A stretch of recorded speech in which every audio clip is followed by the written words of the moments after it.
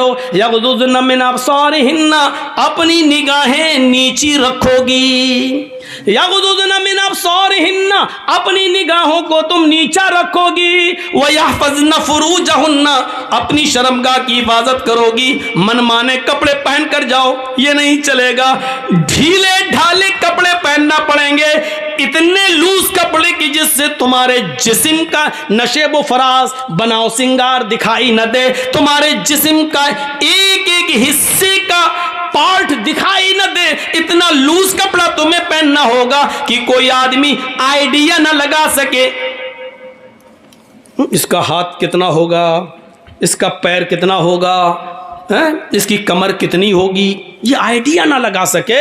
وَيَحْفَظْنَ فُرُوجَهُنَّ تمہیں اپنی سطر اپنی شرمگاہ کی حفاظت کرنا ہوگی، وَلَا يُبْدِينَ زِينَتَهُنَّ جتنا بھی زیب و زینت، جتنا بھی بناؤ سنگار، جتنی بھی لپسٹک، جتنی بھی کریم، جتنی بھی پاؤڈر، جتنا بھی زیور اور جتنا بھی خوبصورت اور اٹریکٹ کرنے والے کپڑے تمہیں پہننا ہو اپنے گھر میں پہن سکتی ہو، اپنے شوہر کے سامنے پہن سکتی ہو، جتنی کریم لپسٹک لگا سکتی ہو لگا لو، جتنا میک اپ کرنا چاہو کر سکتی ہو، لیکن جب ضرورت کے تحت گھر سے باہر نکلو تو ولا یبدین زینتہن تو تمہارے بناؤ سنگار، تمہاری زیب و زینت غیر مردوں کے سامنے ظاہر نہیں ہونی چاہیے، غیر مردوں کے سامنے نہیں آنی چاہیے۔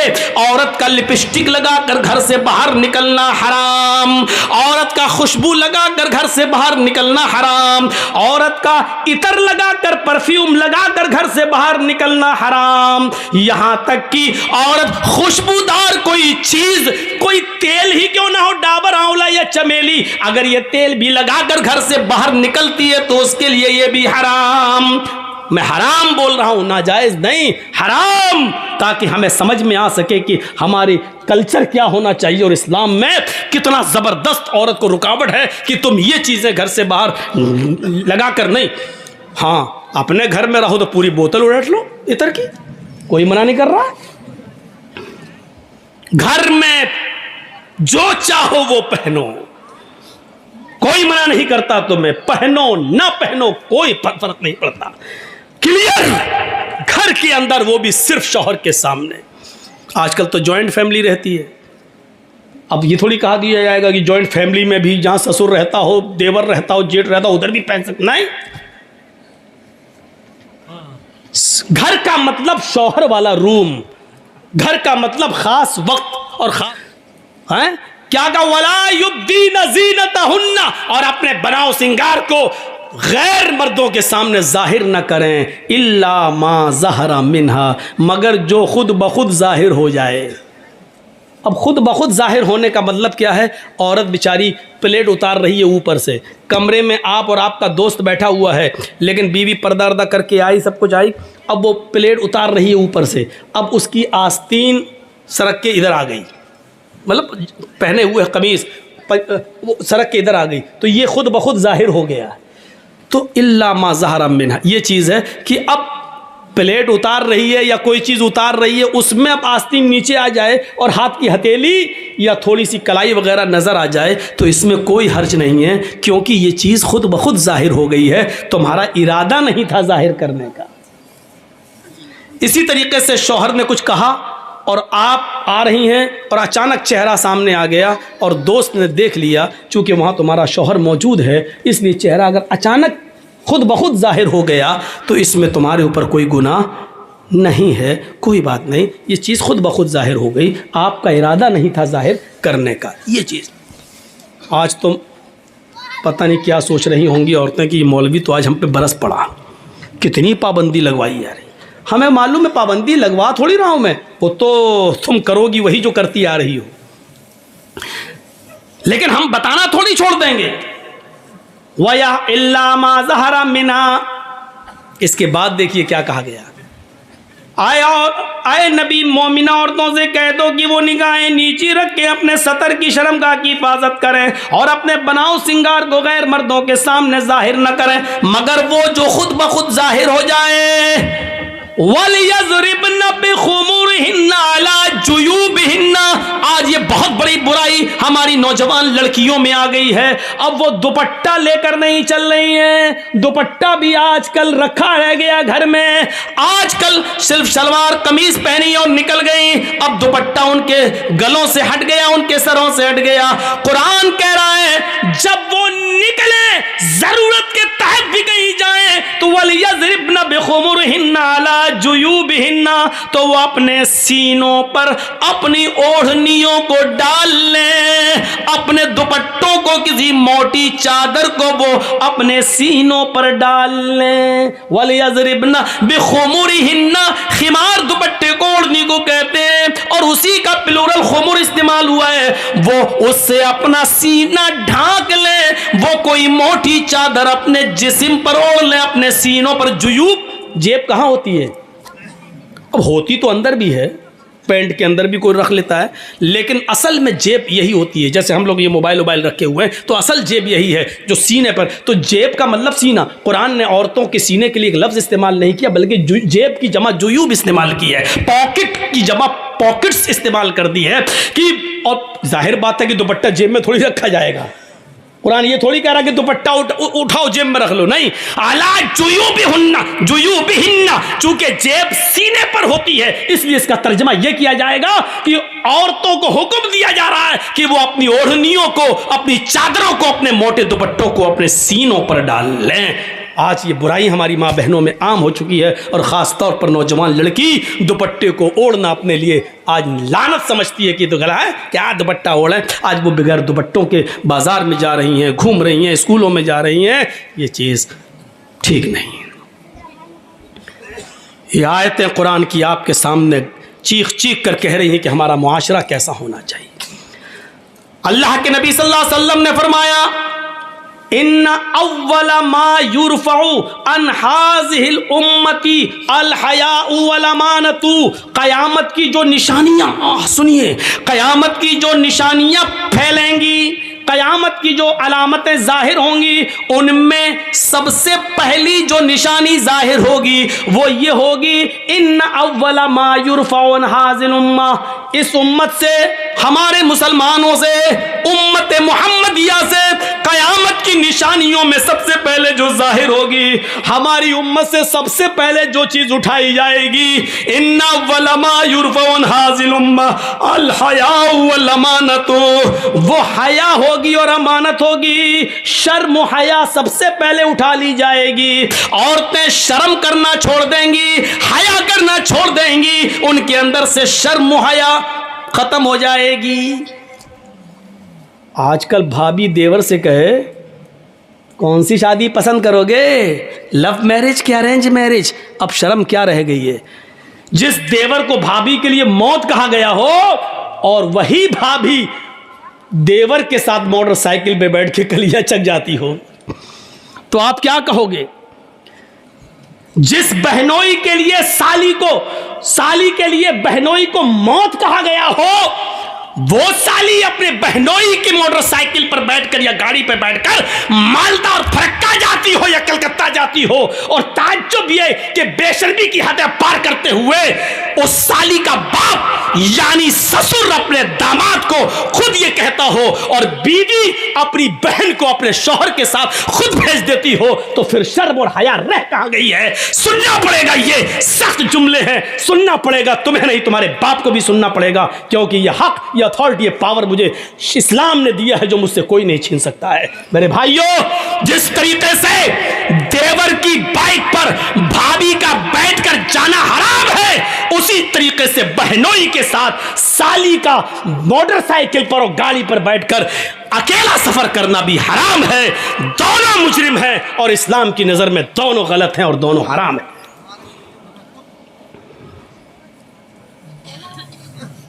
اب سب کی نظریں جا رہی ہوں گی, ہاں کون لے کے جاتا ہے اپنی سالی کو.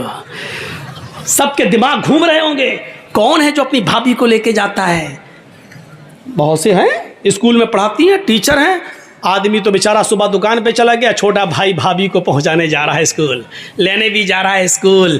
اگر دیور اور بھابھی کا رشتہ اتنا پاکیزہ ہوتا تو اللہ کے رسول کبھی دیور کے لیے موت کا لفظ استعمال نہ کرتے. سوچئے اس موت کے لفظ کو کائنات کی سب سے بڑی ہستی جناب محمد رسول اللہ صلی اللہ علیہ وسلم استعمال کر رہے ہیں. سننا پڑے گا. بیوی کے ساتھ آپ کھانا کھا رہے ہیں, اچانک سالی آ جاتی ہے, آپ کی بیوی کہہ بھی رہی ہے آؤ چلو بیٹھو کھانا کھا لو. بیوی کی موجودگی میں بھی, بیوی کی اجازت کے باوجود بھی سالی کے لیے بہنوئی کے ساتھ اور بہنوئی کے لیے سالی کے ساتھ کھانا جائز نہیں ہوگا ایک ہی پلیٹ میں, ایک ہی تھالی میں, جبکہ سالی کا چہرہ کھلا ہوا ہو اور وہ بے پردہ ہو. غور کیجئے میرے بھائیوں, جب بیوی کی موجودگی میں بھی سالی کے ساتھ بے پردگی کے ساتھ اکیلے میں نہیں بیٹھ سکتے ہو تو سالی کو مالدہ کلکتہ اور کلیا چک اور مرشد آباد و پھرکا کیسے لے جا سکتے ہو؟ بیوی کی موجودگی میں اپنے گھر میں بھی سالی کے ساتھ ناشتہ نہیں کر سکتے ہو تو ہوٹلوں میں اس کے ساتھ بیٹھ کر کھانا کیسے کھا سکتے ہو؟ اسلام کی محبت ہے تو مانو, نہیں ہے تو جو دل چاہے کرو. اللہ کے نبی نے فرمایا جب شرم و حیا کسی کے اندر سے نکل جاتی ہے تو اس کا جو دل چاہے وہ کر سکتا ہے. جب شرم و حیا نہیں تو جو دل چاہے کرے. اب اس کے اوپر کوئی چیز نہیں رہ گئی جب شرم و حیا ہی نہیں رہی. اللہ کے نبی چیخ کر کہتے ہیں ان اول ما یرفع عن حاذل امتی الحیاء والامانۃ, ہماری امت سے سب سے پہلے جو چیز اٹھائی جائے گی وہ حیا ہے. شرم میں سب سے پہلے یہ دور کر دی جائے گی. آج شرم و حیا بک چکی ہے, نیلام ہو چکی ہے. شرم و حیا نام کی کوئی چیز نہیں رہ گئی ہے. شرم و حیا نام کی کوئی چیز آج باقی نہیں رہ گئی ہے. آج لڑکے اور لڑکیاں ایک ساتھ گفتگو کرتے ہوئے, سائیکل چلاتے ہوئے, باتیں کرتے ہوئے جا رہے ہیں. یہ شرم و حیا نام کی کوئی چیز نہیں رہ گئی ہے. وہ ایک دور تھا میرے بھائیوں کہ جنگ جمل کے موقع پر جب حضرت عائشہ ایک جگہ پر بیٹھی ہوئی تھی اور حضرت علی میں جنگ ہو رہی تھی, حضرت علی رضی اللہ تعالیٰ عنہ نے ایک رقعہ, ایک پرچہ, ایک نوٹ لکھا اور نوٹ لکھ کر حضرت عائشہ کے بھائی عبد الرحمن کو دیا اور فرمایا کہ یہ اپنی بہن عائشہ کو دے کر آؤ, اس میں نے کچھ چیزیں لکھوائی ہیں, حضرت عائشہ کو وہ پسند آ جائیں تو مجھے بتا دینا. اس میں ہم نے کچھ مشورے لکھے ہیں, حضرت عائشہ اگر ان مشوروں سے خوش ہو جائیں تو مجھے بتانا.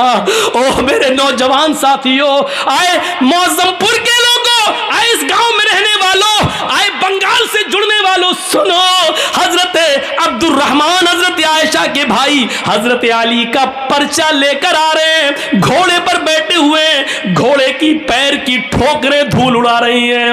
اس دھول میں حضرت عائشہ سمجھ نہیں پائی کہ اس گھوڑے پر بیٹھ کر کون آ رہا ہے. حضرت عائشہ نے جلدی سے پردہ کر لیا اور جلدی سے اپنا چہرہ چھپا لیا اور منہ موڑ لیا, اور عبد الرحمن آتے ہیں اور ان کے ہاتھ میں پرچہ دیتے ہیں. لیجئے یہ پرچہ حضرت علی نے دیا ہے. حضرت عائشہ نے اس پرچے کو لیا اور پرچہ پڑھنے سے پہلے کہا اے اللہ یہ کون سا دور آ گیا ہے, اے اللہ یہ کیا زمانہ آ گیا ہے. اب لوگ میرے پاس دلیری کے ساتھ آنا شروع ہو گئے ہیں, اب میرے پاس آنے میں شرماتے بھی نہیں ہیں.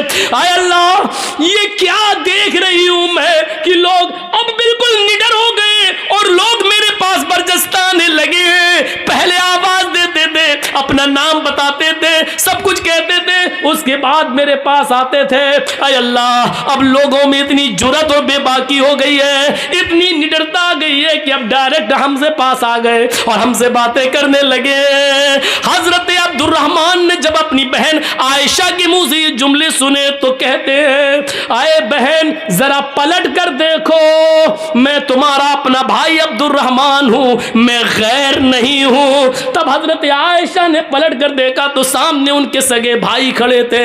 تب انہوں نے اطمینان کا سانس لیا, تب انہوں نے چین کی سانس لی. میرے بھائیوں حضرت عائشہ کا پردہ کرنا اور اپنے بھائی سے کو پہچان نہ سکے تو یہ کہنا اب لوگوں میں یہ کتنی دلیری اور بہادری پیدا ہو گئی ہے کہ وہ اب بلا روک و ٹوک میرے پاس آ جاتے ہیں. اے اللہ یہ میں کیا دیکھ رہی ہوں. غور کیجئے اس جملوں پر, حضرت عائشہ کی زبان سے یہ نکلنے والے جملے آج ہماری ماں بہنوں کو کیا درس دیتے ہیں. آج ان کی جرأت و بہادری دیکھو, جس کے ساتھ جائیں چلی جاتی ہے, جس کے ساتھ جائیں ٹہل لیتی ہے, جس کے ساتھ بیٹھنا چاہے بائک پہ سوار ہو جاتی ہے, جس کے ساتھ جانا چاہے مارکیٹ میں چلی جاتی ہے. ذرا تصور کرو میرے پیارے ساتھیوں, حضرت عائشہ تو اپنے بھائی سے بھی نہیں دیکھ رہی ہیں. جب پتہ چلتا کہ یہ میرے بھائی ہے تب انہوں نے چہرہ کھول کر اپنے بھائی کو دیکھا, کہا کہ اب کوئی بات نہیں, اب شک میرا دور ہو گیا ہے. ذرا تصور کیجیے حضرت عائشہ کو یہ بھی پسند نہیں کہ کوئی آئے اور بغیر مجھے اپنا نام بتائے اور بغیر اجازت لیے ہوئے مجھ سے ملے. میری ماں بہنوں ہمیں سوچنا پڑے گا کہ یہ سب کیا ہے اور آج ہم کس دلدل میں گھسے ہوئے ہیں. ترقی اس کو نہیں کہا جا سکتا ہے جس کو ہم ترقی کا نام دے رہے ہیں. یہ ترقی نہیں ہے جس کو ہم ترقی کہہ رہے ہیں. ترقی آپ کو کرنا ہے تو 1400 سال پیچھے کی طرف آپ کو جانا پڑے گا. جیسا کہ کل میں نے ایک واقعہ سنایا تھا کہ پاکستان کی ایک لڑکی جس کا نام شہناز ہے, آج بھی وہ پائلٹ ہے لیکن چہرے کا پردہ کرتی ہے اور ہاتھ میں گلیوز پہنتی ہے اور ہوائی جہاز اڑاتی ہے, سعودیہ تک کی دوری طے کرتی ہے. اس کو سعودی اور کویت اور دبئی تمام لوگوں نے اس کو دعوت دی, لیکن اس نے کہا نہیں, ہم پاکستان کی لڑکیوں کے لیے عبرت بننا چاہتے ہیں, ان کو یہ سبق دینا چاہتے ہیں کہ ہم پردے کے اندر بھی اگر ترقی کرنا چاہیں تو کر سکتے ہیں. پردہ ہماری ترقی میں رکاوٹ نہیں ہے. ذرا تصور کریے آپ, یہ کیا چیز تھی, یہ کون سا جذبہ تھا. اللہ کے نبی اعلان کر رہے ہیں کہ النساء حبالۃ الشیطان. اب کیا رہ جاتا ہے اس حدیث کے بعد, اس جملے کے بعد اب کیا رہ جاتا ہے. میری بہنوں برا مت ماننا, اللہ کے نبی نے کیوں کہا ہے النساء حبالۃ الشیطان, عورتیں یہ شیطان کی رسیاں ہیں. نہیں, تمہیں برا نہیں ماننا چاہیے, ساری عورتیں اس میں شامل ہیں. کیا ہماری ماں نہیں ہے؟ کیا جرجیز کی بہن نہیں ہے؟ کیا جرجیز کی ماں نہیں ہے؟ عورتوں میں تو وہ بھی شامل ہے. تو پھر یہ کیوں سمجھتی ہو کہ میں تمہیں کہہ رہا ہوں شیطان کی رسی؟ جہاں اللہ کے نبی صلی اللہ علیہ وسلم نے تمہیں شیطان کی رسی کہا ہے, وہاں یہ بھی فرمایا ہے کہ ان الدنیا کلھا متاع وخیر متاع الدنیا المرأۃ الصالحہ. دنیا ساری کی ساری فائدہ حاصل کرنے کی چیز ہے اور سب سے بہترین پونجی, سب سے بہترین فائدہ حاصل کرنے کی چیز جس سے فائدہ اٹھایا جائے وہ نیک عورت ہے. غور کرو, یہ بھی کہا جہاں شیطان کا جال کا ہے, شیطان کی رسی کا ہے, وہاں دنیا کی سب سے محبوب چیز بھی تمہیں بتایا ہے. اب دونوں کے فرق کو سمجھو. کیا کہا ہے؟ النساء حبالۃ الشیطان لیصید بها الرجال, لیصید بها الرجال. شیطان کی رسیاں ہیں یہ عورتیں اور شیطان اسی جال کو ڈال کر, اسی رسی کو ڈال کر مردوں کا شکار کرتا ہے. شیطان جب کسی آدمی کو پھانستا ہے تو اسی شکار کا استعمال کرتا ہے, اسی جال کو پھینکتا ہے, اسی کو خوبصورت بنا کر مردوں کے سامنے پیش کرتا ہے. یہ چیز چیخ کر اللہ کے نبی نے کہا ہے, اسی کے ذریعے وہ بہکانے کی کوشش کرتا ہے. اور نہیں مانتے ہو تو سنو, بیت المقدس فتح ہو چکا ہے. مسلمانوں نے بیت المقدس کو دیکھنے کے لیے حضرت عمر فاروق کے پاس خبر بھیجی ہے, امیر المومنین بیت المقدس ہم نے فتح کر لیا ہے, آپ آئیے اور آپ 2 رکعت نماز اس میں پڑھا دیجئے تاکہ ہم آپ کے پیچھے نماز پڑھ لیں. بیت المقدس آئیے. حضرت عمر مدینے سے بیت المقدس کی طرف سفر کر رہے ہیں, بیت المقدس کی طرف چل رہے ہیں, بیت المقدس کی طرف جا رہے ہیں, بیت المقدس کی طرف جا رہے ہیں. راستے میں یہودیوں کی بستی پڑتی ہے، عیسائیوں کی بستی پڑتی ہے، راستے میں یہودی بھی ہیں عیسائی بھی ہیں، ان کی بستی پڑی ہوئی ہے۔ ان یہودیوں نے اور عیسائیوں نے اپنی اپنی لڑکیوں کو نیم برہنہ، آدھی ننگی لڑکیوں کو اپنے گھروں کی چھتوں پر کھڑا کر دیا ہے، اور یہ کہہ رکھا ہے کہ دیکھو اگر عمر کا کوئی بھی ساتھی تم میں سے کسی کو آواز دے یا اشارے سے بلائے تو تم میں سے کوئی بھی منع نہ کرے، جس کو بلائے وہ اس کے ساتھ چلی جائے۔ اگر عمر کے کسی ایک آدمی نے تمہارے ساتھ منہ کالا کر لیا، عمر کے کسی ایک ساتھی نے اگر تمہارے ساتھ زنا کر لیا، عمر کے کسی ایک ساتھی نے بھی اگر تمہارے ساتھ جسمانی تعلق قائم کر لیا تو ہم کامیاب ہو جائیں گے۔ اپنے مقصد میں یہودیوں نے اور عیسائیوں نے اپنی لڑکیوں کو نیم برہنہ اپنے گھروں کی چھتوں پر کھڑا کر دیا۔ غور کرو، یعنی شیطان نے اپنا جال بچھا دیا صحابہ کو بدنام کرنے کے لیے، صحابہ کو برباد کرنے کے لیے، صحابہ کے ایمان کو جھنجھوڑنے کے لیے، صحابہ کے ایمان کو ختم کرنے کے لیے۔ ادھر حضرت عمر فاروق کو جب یہ پتا چلا کہ ان یہودی اور عیسائیوں نے ایسا کر لیا تو انہوں نے حکم دیا کہ لوگوں میں پیچھے پیچھے چلوں گا، آگے آگے نہیں۔ سنو، یہودیوں کی لڑکیاں گندے اشعار پڑھیں گی، اپنی طرف تمہیں بلائیں گی، اپنی طرف تمہیں مائل کریں گی، میک اپ کیے ہوئے ہوں گی اور نیم برہنہ ہوں گی۔ آئے میرے ساتھیوں، تم لوگوں نے ایک لمبی جنگ لڑی ہے، کئی مہینوں سے تم اپنے گھر میں ہی گئے ہو سکتا ہے کہ تم میں سے کسی کو اپنی بیوی کی یاد آ رہی ہو، کیونکہ کئی مہینے تم جنگوں میں رہے ہو اور اپنے بال بچوں سے، اپنی بیوی بچوں سے تم ملے نہیں ہو، اس لیے ہو سکتا ہے تھوڑی دیر کے لیے تمہاری نظریں ان یہودی لڑکیوں پر ٹک جائیں، ان عیسائی لڑکیوں پر ٹک جائیں، اور یہ بھی ہو سکتا ہے کہ نظروں سے نظریں ملیں اور یہ تیر نظروں کے راستے سے دل کے اندر پیوست ہو جائے۔ کہیں ایسا نہ ہو کہ پھر تم میں سے کوئی غلط کام کر بیٹھے، میں ننگی تلوار لے کر باہر پیچھے پیچھے چلوں گا۔ اگر تم میں سے کسی ایک کی نظر یہودی کی لڑکی پر اور عیسائیوں کی لڑکی پر پڑے گی تو میری تلوار اس کی گردن کی اوپر چلے گی۔ تمہارے قرآن کا حکم ہے قل للمؤمنات یغضضن من ابصارهن ويحفظن فروجهن ولا يبدين زينتهن، کہ تم جب بھی بازاروں میں یا کہیں چلو تو اپنی نگاہیں نیچی کر کے چلو۔ یہ عورتوں کا حکم ہے تو تمہیں بھی حکم ہے قل للمؤمنین یغضوا من ابصارهم، آئے محمد کے ساتھیو تم بھی نگاہیں نیچی کر کے چلو۔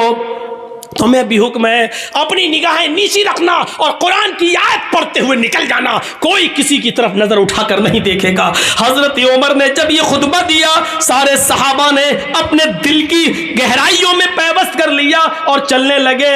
جب چلتے چلتے یہودیوں کی بستی آئی، یہودیوں کی لڑکیاں اور عیسائیوں کی لڑکیاں اس منظر کو دیکھ رہی ہیں، اور جب یہ اس گاؤں سے گزرنے لگے، ان کی چھتوں کے پاس سے گزرنے لگے تو ان کے میک اپ لائٹ مارنے لگے، ان کی خوبصورتی چمکنے لگی، ان کے حسن و جمال انگڑائیاں لینے لگے۔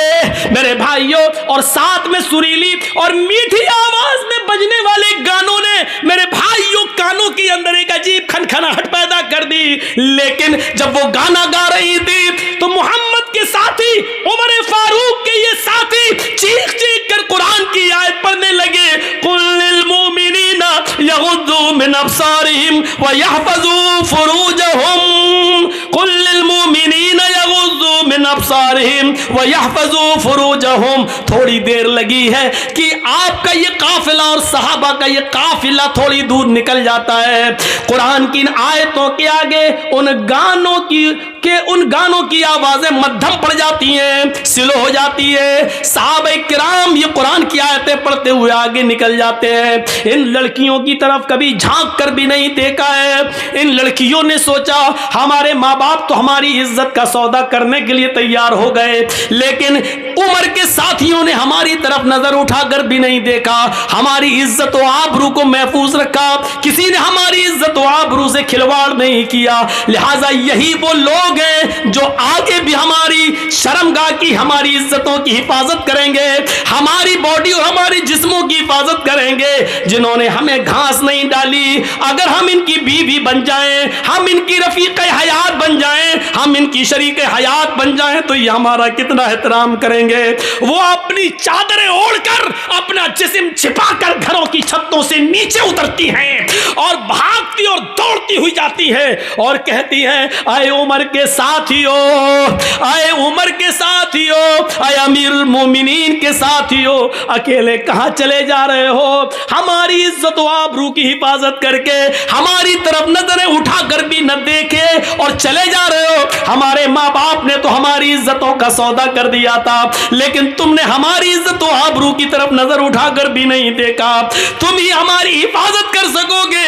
تمہاری پاس جو کتاب ہے وہ کتاب ہمیں ایک نئی زندگی دے سکتی ہے, وہ کتاب ہی ہماری زندگی میں انقلاب پیدا کر سکتی ہے, وہ کتاب ہی ہماری زندگی میں ایک نیا رول ادا کر سکتی ہے. اے محمد کے ساتھیو, مجھے بھی اپنے ساتھ لیتے چلو, ایسے نہیں لے جا سکتے ہو تو میں کلمہ پڑھنے کے لیے تیار ہوں. اشہدو اللہ الہ الا اللہ واشہدو ان محمدن عبدہ ورسولہ. انہوں نے کلمہ پڑھا, پھر حضرت عمر فاروق نے ان کو درس دیا. آئے میری بہنوں, تم نے کلمہ پڑھ کر اسلام قبول کر لیا ہے, اب تم اپنی بستی میں رکی رہو. ہم بیت المقدس سے جب لوٹ کر واپس آئیں گے اور بیت المقدس سے جب ہم واپس مدینے کی طرف جائیں گے تو ہم تمہاری شادیاں کروائیں گے, ہم تمہیں کسی کی بیوی بنوائیں گے اور پھر تمہیں بھی اپنے ساتھ لے کر چلیں گے. ہاں ہاں, اسلام ہی تمہاری حفاظت کرے گا, اسلام ہی کے اندر تمہیں سکون ملے گا, اسلام ہی تمہیں عزت کی زندگی دے گا. میرے پیارے ساتھیو, غور کیجیے آپ, یہ قرآن کی آیت کی وجہ سے اور یہودیوں نے دیکھو کہ یہ جال بچھا دیا تھا مسلمان صحابہ کو برباد کرنے کے لیے, لیکن قرآن کی آیتیں پڑھ کے یہ نکل گئے. اسی کو اللہ کے نبی نے کہا, عورتیں شیطان کا جال ہیں, وہ اسی جال کو پھینک کر مردوں کا شکار کرتا ہے. بہت کم لوگ ہیں جو اس جال سے بچ پاتے ہیں. اپنے آپ کو بچانا ہے تو اس جال کو سے بچنا ہے. اس کا یہ مطلب نہیں کہ تمہیں بہت برا کہہ دیا گیا ہے, نہیں, تم تو وہ ہو. یقین مانیے, اب عورت کو کا دوسرا پہلو بھی دیکھیے. ایک طرف شیطان کا جال ہے, لیکن جب عورت اسلام کے دائرے میں آتی اور ایمان اس کے اندر پیدا ہوتا ہے تو یہ عورت پھر وہ چیز ہے جو فرعون جیسے ظالم بادشاہ کے سامنے نڈر ہو جاتی ہے اور سامنے کھڑی ہو جاتی ہے. جب فرعون کی بچی کو کنگھی کرتے ہوئے آسیہ کے ہاتھ سے کنگھی گر جاتی ہے اور وہ زمین سے کنگھی اٹھاتے ہوئے اس کے منہ سے نکلتا ہے بسم اللہ, بسم اللہ, تو فرعون کی بچی کہتی ہے تم نے یہ کس کا نام لیا؟ کہا میں نے اللہ کا نام لیا, اپنے رب کا نام لیا. فرعون کی بچی کہتی ہے یعنی میرے باپ کا. آسیہ کہتی ہے نہیں, اس اللہ کا جو میرا بھی اللہ اور تیرے باپ کا بھی اللہ ہے. پھر اس نے اپنے باپ سے اپنی آسیہ کی شکایت کی. فرعون نے طلب کر دیا. جب طلب کر لیا تو فرعون کے سامنے کھڑی ہو کر للکارتی اور کہتی ہے کہ ہاں میرا اللہ تیرا اللہ وہی ہے جس نے ہمیں بھی پیدا کیا اور تجھے بھی پیدا کیا ہے. یہ عورت پھر لرزتی نہیں, کانپتی نہیں, ستایا گیا, مارا گیا, لیکن پھر نہیں تبدیل ہوتی ہے. پھر آگ جلائی جاتی ہے, اس کے سامنے ایک آدمی کو لا کر پکڑ کر ڈالا جاتا ہے, وہ فوراً چرمرا جاتا ہے. اے آسیہ, بدلتی ہے کہ نہیں بدلتی ہے؟ بول, چینج ہوتی ہے یا نہیں ہوتی ہے؟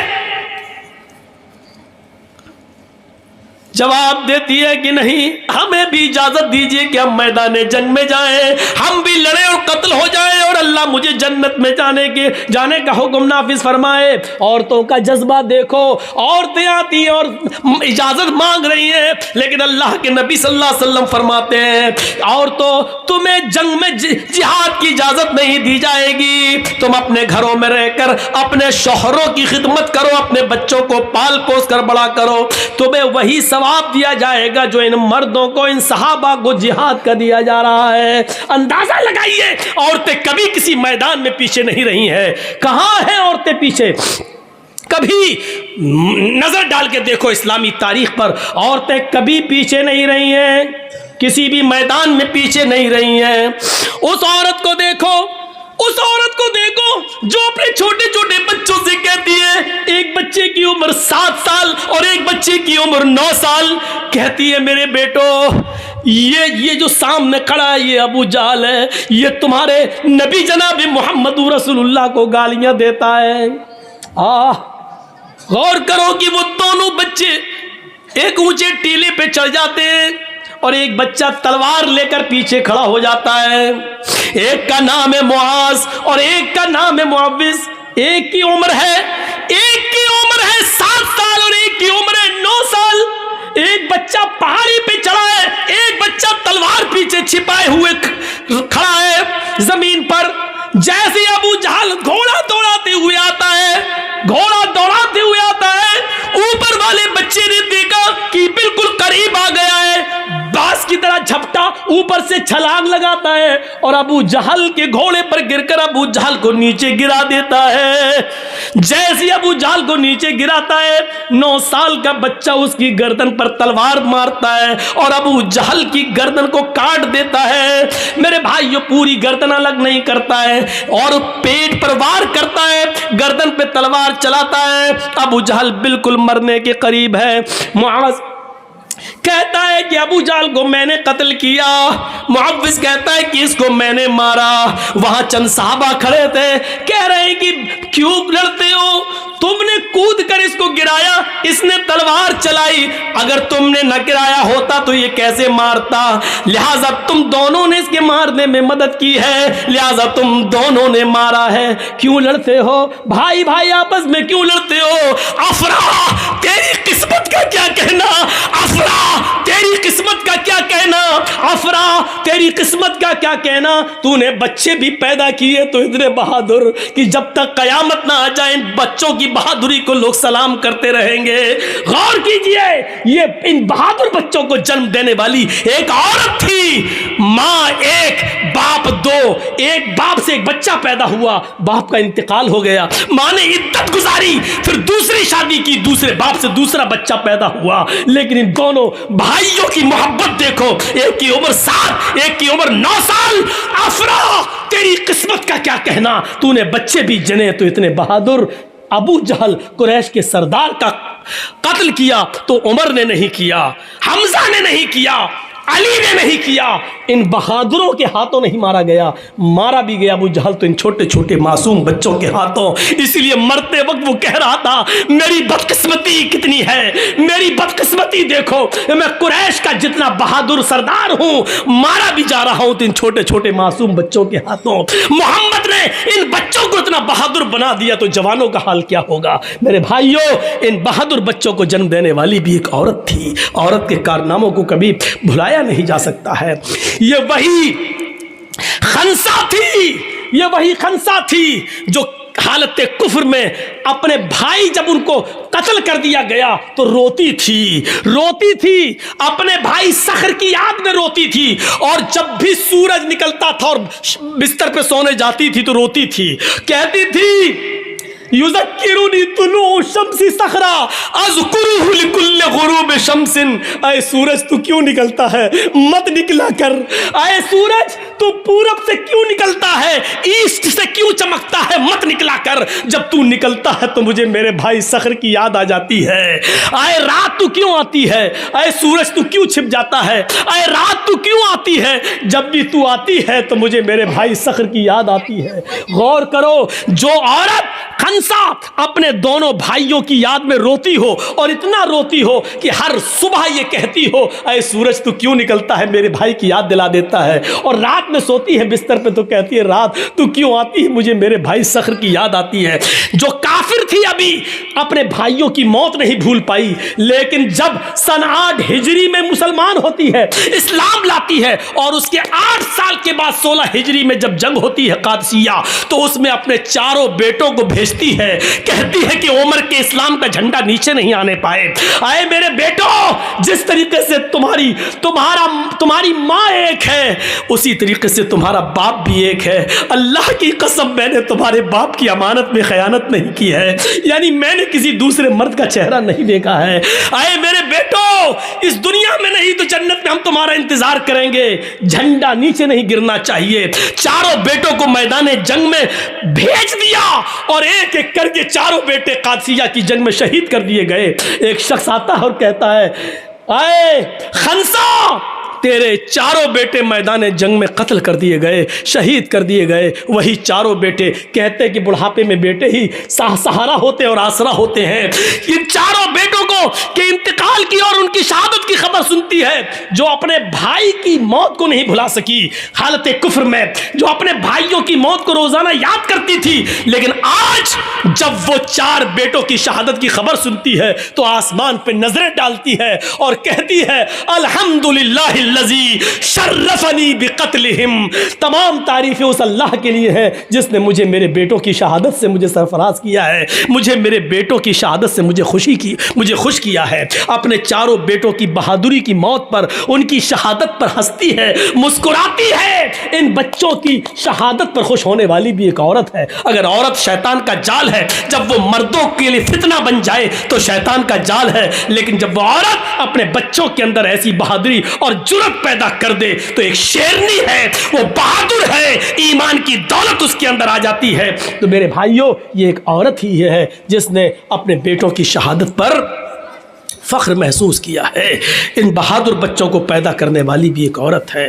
اس عورت کو دیکھو, دیناریہ, جس کا باپ میدان جنگ میں قتل کر دیا گیا, جس کا بھائی بھی ہے احد کے میدان میں شہید کر دیا گیا, جس کا بیٹا, باپ, بھائی سب میدان جنگ میں اور شوہر میدان جنگ میں قتل کر دیے گئے. ایک ایک آتا گیا اور کہتا گیا, تیرا باپ میدان جنگ میں قتل ہو گیا, تیرا بھائی میدان جنگ میں قتل ہو گیا, تیرا بیٹا میدان جنگ میں قتل ہو گیا, اور لاسٹ میں کہا کہ تیرا شوہر بھی میدان جنگ میں قتل ہو گیا. چیخ کر کہتی ہے کہ مجھے میرے شوہر کے بارے میں مت بتاؤ, مجھے یہ بتاؤ کہ عائشہ کا شوہر کیسا ہے, مجھے یہ بتاؤ, مجھے میرے باپ کے بارے میں مت بتاؤ, مجھے یہ بتاؤ کہ فاطمہ کا باپ کیسا ہے. جب چاروں شہادتیں ہو گئیں تو نظریں آسمان پر ڈال کے کہتی ہے, الہ العالمین, جو کچھ تھا تیری راہ میں قربان کر دیا. کل جب تو ان کو جنت میں داخل کرے تو میں نے بھی بہت کچھ کھویا ہے, اللہ ان کے ساتھ مجھے بھی جنت دے دینا, کیونکہ میں نے بھی بہت کچھ کھویا ہے. اپنے شوہر, اپنے باپ, اپنے بھائی اور بیٹے, ان کی شہادت پر گھبراتی نہیں ہے, اور یہ کہہ رہی ہے کہ محمد صلی اللہ علیہ وسلم کیسے ہیں. جواب دیا, الحمدللہ ان کو کچھ نہیں ہوا. کہ نہیں, مجھے چل کے دکھا, جب میرے باپ کو کچھ نہیں, میرا باپ شہید, میرا بیٹا شہید, میرا بھائی شہید, میرا شوہر شہید, اور تو کہہ رہا نبی کو کچھ نہیں ہوا, مجھے شکل دکھا. اس نوجوان نے کہا, ماں آ میرے گھوڑے پر بیٹھ. اس نے گھوڑے پہ بٹھایا, خیمے پہ لے گیا اور اس نے پردہ ہٹایا. دیکھ محمد رسول اللہ ٹھیک ہے. اس نے اس چاند سے چہرے کو دیکھا, جس چہرے کو دیکھ کر کبھی حسان ابن ثابت نے کہا تھا, وَأَحْسَنَ مِنْكَ لَمْ تَرَ قَطُّ عَيْنِي وَأَجْمَلَ مِنْكَ لَمْ تَلِدِ النِّسَاء. ایسا خوبصورت بیٹا, ایسا حسین بیٹا, وَأَحْسَنَ مِنْكَ لَمْ تَرَ قَطُّ عَيْنِي, میری آنکھوں نے آپ سے زیادہ حسین کسی کو دیکھا ہی نہیں, اور ایسا خوبصورت بیٹا میں آج تک دنیا کی کسی عورت نے پیدا ہی نہیں کیا جیسے محمد ہیں. اس چہرے کو دیکھ کر کبھی حسان نے کہا تھا, اس چہرے پہ نظر پڑتی ہے, باپ کا غم بھول گئی, بیٹے کا غم بھول گئی, بھائی کا غم بھول گئی, پتی کا غم بھول گئی, اور چیخ کر کہتی ہے, کل مصیبت بعدک جلل, کل مصیبت بعدک جلل, کل مصیبت بعدک جلل. آج میری ساری مصیبتیں دور ہو گئی محمد تیرا چہرہ دیکھ کر. میں باپ کا غم بھول گئی, میں شوہر کا غم بھول گئی, میں بھائی کا غم بھول گئی, میں سب کا غم بھول گئی. یہ عورت بھی تھی, یہ عورت, میری ماں بہنوں, ان عورتوں پر دنیا فخر کر رہی ہے. تمہارے ننگے پن و بےہودہ پن پہ کون فخر کرے گا؟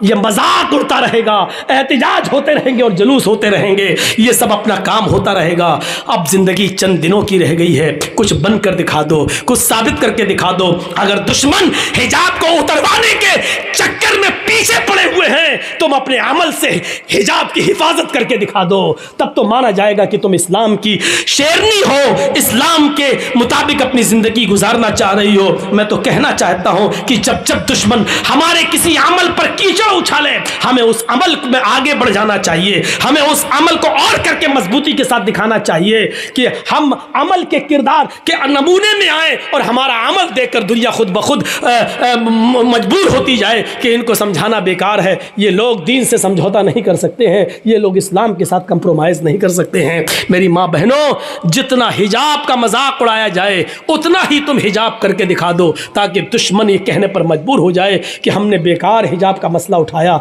अभी तो हम चंद लड़कियों से हिजाब उतरवाना चाहते थे, अब तो पूरी मुस्लिम कम्युनिटी हिजाब के अंदर आ गई। तो ये चीज़ आएगी तो तुम्हारी हिफाजत भी होगी और दुश्मन भी समझने पर मजबूर हो जाएगा कि अब इनसे झगड़ना अच्छा नहीं है, अब इनके मुंह लगना अच्छा नहीं है। मेरे भाइयों, हम अल्लाह से दुआ करते हैं, चूँकि अब कल भी प्रोग्राम है और फिर 2 दिन लखीपुर में है, फिर 2 दिन श्री रामपुर में है, तो इसलिए हमें तो लगातार प्रोग्राम होने शुरू है और लगातार है।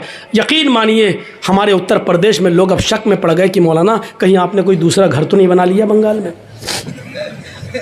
यहाँ तक कहने लगे, तंज भी मारने लगे हमारे ऊपर कि जब भी कहाँ है बंगाल, फ़ोन आता बंगाल, अरे मौलाना हमें कुछ दाल में काला लगता है, कहीं ऐसा तो नहीं कि आपने बंगाल में कोई दूसरा घर बना लिया हो। इस तरीके की बातें, यानी बंगाल वालों से हमें उनसियत मिला, प्यार मिली, मोहब्बत मिली, हम चाहते कि बरकरार रहे। अल्लाह से दुआ करता हूँ कि बार इलाह हमारी माँ बहनों को पर्दा करने की तौफीक अता फरमा, हमारे मर्दों में भी इस्लाम की खूबियाँ पैदा फरमा दे और इस्लाम के अंदर उनको पूरा पूरा दाखिल फरमा दे। वमा अलैना इल्लल बलागुल मुबीन व आखिरु दावाना अनिल हम्दुलिल्लाहि रब्बिल आलमीन। अस्सलामु अलैकुम व रहमतुल्लाहि व बरकातहू।